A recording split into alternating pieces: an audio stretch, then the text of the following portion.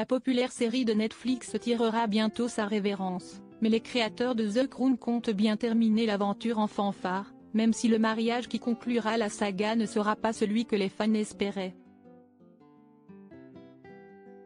Après un premier volet qui se concentrait sur la tragique disparition de Diana, tout en s'accordant quelques libertés, la deuxième partie de la saison 6 va mettre en scène une intrigue qui fait déjà scandale. La plateforme n'en a d'ailleurs pas fait mystère en publiant le 30 novembre dernier l'affiche du final de la série, dont la date de diffusion a été fixée au 14 décembre. On peut y découvrir Kate Middleton et le prince William au début de leur histoire d'amour, avec en commentaire ces mots sans équivoque, le couple que vous attendiez tous.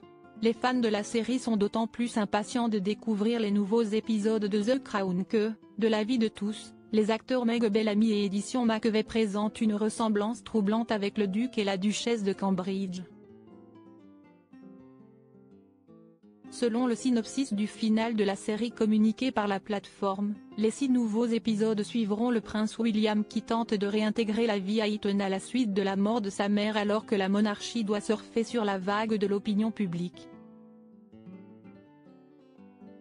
Promettant un nouveau conte de fées royales avec William et Kate, le showrunner Peter Morgan a confirmé que le moment de la rencontre entre les deux tourtereaux serait bien au programme, ainsi que la fameuse robe transparente de Kate. Supérieure à Kate Middleton et William, retour sur leur jeune année. À quoi peut-on s'attendre? Si les derniers épisodes de The Crown, dont les costumes et accessoires ont connu un destin atypique, devraient nous faire découvrir, de façon romancée, la rencontre et le tout début de la relation entre Kate Middleton et le prince Williams, ils seront néanmoins loin de résumer leur histoire d'amour. En effet, le créateur de la série ne désirant pas dépeindre d'événements trop récents, le tout dernier épisode se déroulera en 2005. Et à ce moment-là, les deux jeunes gens, qui se sont rencontrés en 2001 et ont officialisé leur relation en 2003, allaient encore connaître quelques péripéties.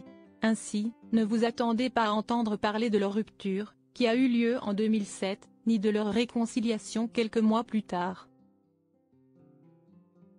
Sauf nouvelle réécriture romancée de leur histoire, leurs fiançailles, qui ne sont intervenues qu'en 2010, ne devraient pas non plus être évoquées. Article écrit avec la collaboration de 6 médias Crédit Photo, agence.